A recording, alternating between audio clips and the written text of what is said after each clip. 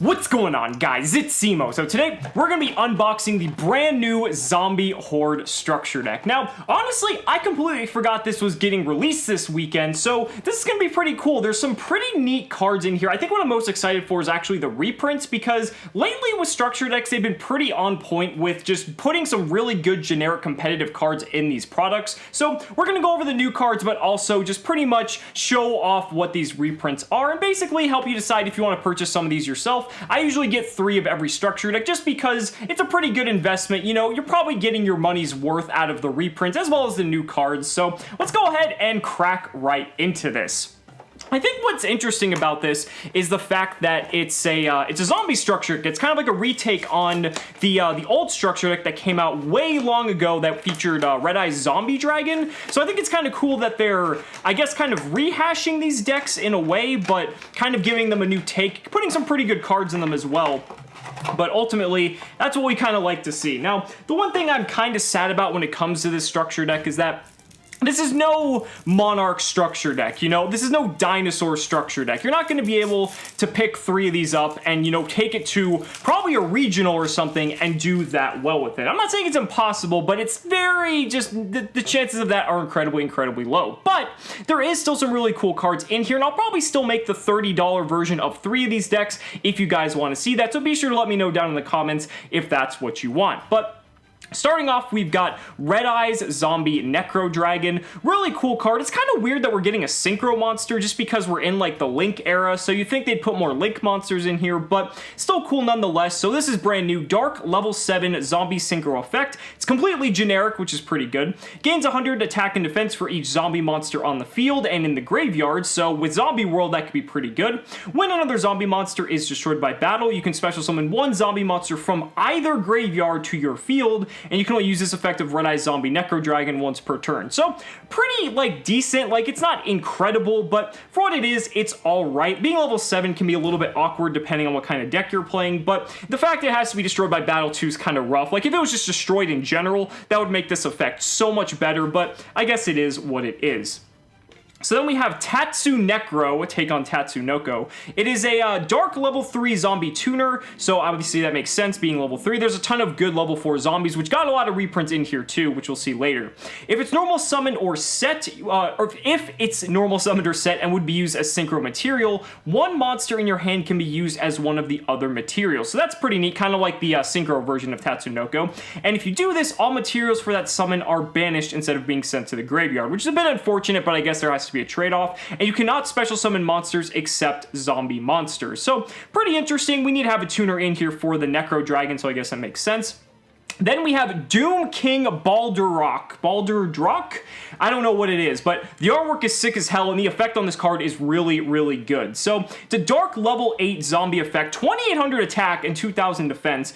During the standby phase, which means either player's standby phase, if a face-up card is in a field zone and this card is in your graveyard, you can special summon this card in defense position. So, it doesn't have to be Zombie World. It can be any field spell, but that effect, just having that recursion ability, is incredible. But in addition to that, you can only use it once per turn and once per chain. When a zombie monster except this card activates its effect, except during damage step, as a quick effect, you can apply one of these effects, but you can't use both. So you can either negate that effect or banish 1 monster from the field or graveyard. That has such good utility.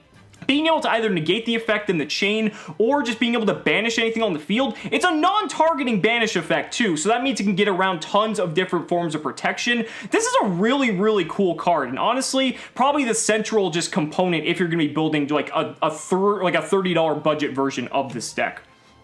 So next we have Necro World Banshee. This is kind of like the terraforming field searcher card. I don't think it's that great because you can't pitch it from the hand, but you can banish it from the graveyard, which is pretty cool. So Zombie World in the field zone cannot be destroyed by card effects. Also, neither player can target it with card effects. So that's pretty good. It protects your Zombie World. And then as a quick effect, you can banish it from the field or graveyard, activate 1 Zombie World directly from your hand or deck. So I guess a trade-off is you're activating it rather than adding it to your hand. I just wish you could pitch it. That would just be so much better because you don't have to commit to a normal summon. Although zombies do have a lot of ways to resurrect things, so I guess it's not the end of the world, and you can only use this effect of Banshee once per turn. But really cool artwork, and again, pretty good, you know, for, I guess, Zombie World type support. And then we have Glow Up Blue, and this card is also really, really powerful. So it's a level 1 tuner zombie. If it's sent to the graveyard through any means, you can banish this card from your graveyard to add 1 level 5 or higher zombie monster from your deck to your hand. Or, if Zombie World is in a field zone, you can special summon it from your deck instead. So you can use that to summon out the Balderdrock, which is just incredible, and that's just really, really good. Also, in this case, you cannot special summon monster for the rest of this turn, except zombie monsters, which is fine, you're playing all zombies anyway. You can only use its effect once per turn. Very, very good card. There's so many ways to get this into the graveyard, especially just in this deck, but in general, this is a very, very high power card. Plus, it's a level 1 tuner, which is pretty nice as well. And then we're going to be getting on to the commons here. These are cards that we've already had multiple copies of, except for a few I think we're going to get to later. So we've got Kasha. We've got a Redeyes Zombie Dragon. I guess that's pretty fitting being in this deck. Malevolent Mech Gokuen. Endless Decay. Paladin of the Cursed Dragon. Immortal Ruler. Zombie Master being in here is really nice. I don't know if you guys played back in the day, but this card used to be just utterly ridiculous. Like, this card, probably in this deck when we do the budget version, is going to be really good too. But man, Zombie Master used to be so clutch. Tristan, Knight of the Underworld. Mizuki being in here is really nice. Mizuki's had a ton of printings, but I mean, just the fact that it's in here is just really nice overall. Got a Gozuki as well. We got a Shuten Doji, Pyramid Turtle. Goblin Zombie's also really nice, kind of just like, yeah, I mean, I think it's a better Pyramid Turtle, honestly. We got a Isolde. Hey, there's your Isolde reprint if you're playing Goki, right? Shiranui Solitaire, this is a really, really nice reprint. This card has not had a reprint except for the Megatons, I think, and having just another way to get this, I think, is phenomenal. This card is incredible. I mean, it's just Lone Fire Blossom for zombies. Who wouldn't want that? Unizombie, great card. Marionette Might, Beast of the Pharaoh. Then we've got a Scapegoat, and now we're going to get to the spells, which some of these are brand new. So Zombie Necronize. If a level 5 or higher zombie monster is on the field, target one monster your opponent controls, take control of it until the end phase. During your main phase, if this card is in your graveyard, you can shuffle one of your banished zombie monsters into the deck, and if you do, set this card but banish it when it leaves the field, and you can only use one effect per turn and once that turn. So this card's alright. I think having the level 5 or higher zombie is kind of a bit of a high requirement, because even though that monster can recur itself to the field rather easily, I don't know, I feel like this card's going to be dead more often than not, but it's really cool that you get some multiple utility out of it, and you can take something like Mizuki and technically recycle it. It's a really cool design, but the initial effect I think is too restricting to really be that good. Then we have Zombie Power Struggle, which is a quick play spell. Target one monster on the field. Until the end of this turn, it gains 1,000 attack or loses 1,000 attack. I like how it has the flexibility. During your main phase, if this card's in your graveyard, shuffle one of your banished zombies into the deck, and if you do, set this card but banish it when it leaves the field. So it has the same second effect as Necronize. This is, I honestly think this is a little bit better because you just have to have a zombie rather than a level 5 zombie, and I mean, it's only gaining or losing 1,000 attack. What's cool is if you have Zombie World and everything is zombie type, you can use it on your opponent's monster, so I guess that's pretty neat. But again, I don't know if it'll make the cut. It's like okay. I like the recyclability probably the most about this card. Then we have Zombie World itself. All monsters on the field and in graveyards become zombie, and neither player contributes summon monsters except zombie monsters. Pretty good if you're trying to disrupt something like Goki, if, you know, because they can't go into Isolde if their monsters are zombies. So kind of random interaction there. Overpowering. I love the artwork, hate the effect.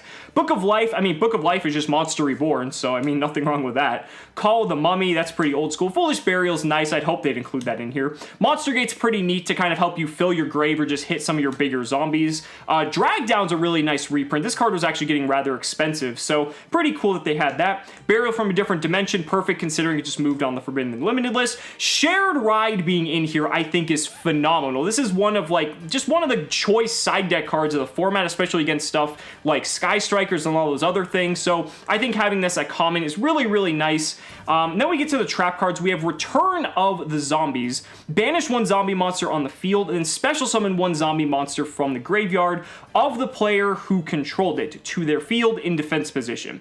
If this card's in your graveyard, you can shuffle a banished zombie into your deck, and if you do, set this card. Again, this card's alright. You're not really, like, getting any... it's a 2-for-1, so you're losing advantage by doing this, but you can kind of reset it. I guess you could dodge removal, technically. It's an alright card. I don't think it's too bad. Then we have Haunted Shrine. We have Trap of the Imperial Tomb. That card's actually, that card's like all right. Needlebug Nest is probably one of the best trap cards in here just because you mill 5, and if you mill a bunch of zombies, you're gonna just get like Mizuki triggers, Gozuki triggers. Like there's so many different things you can do with Needlebug Nest. This is probably like one of your power cards. Metaverse is really cool. This card was actually getting a little bit expensive, even though it was only a rare, just because of like Altergeist, stuff like that. But being able to get Zombie World directly out of the deck is pretty cool. Anti-Spell, I am so shocked Anti-Spell Fragrance was in here. That's crazy. This is just a very powerful stun card, and frankly, like, I think it's amazing that this is in here. You definitely, if you're gonna get this deck for any reason, you should get this for Anti-Spell and for Shared Ride, because that's just really, really nice to have. Master Restrict, also not terrible. I think it's kind of random, but kind of makes sense with, like, the Stunish theme. And then we've got our little Duel Links advertisement. So, guys, that's gonna wrap up the video. Let me know down in the comments what you guys think about this structure deck as a whole. If you feel like, you know, there should have been anything else that we're missing, I'd really love to hear your thoughts on that. So guys, thank you so much for watching the video. Be sure to like the video as always. Subscribe to the channel for more amazing Yu-Gi-Oh content. And if you found this video informative, then consider supporting me on Patreon or becoming a YouTube channel member. Because just by showing your support in any way that you can, you're investing in my ability to continue bringing you amazing Yu-Gi-Oh content. So thanks so much again, and we'll see you next time.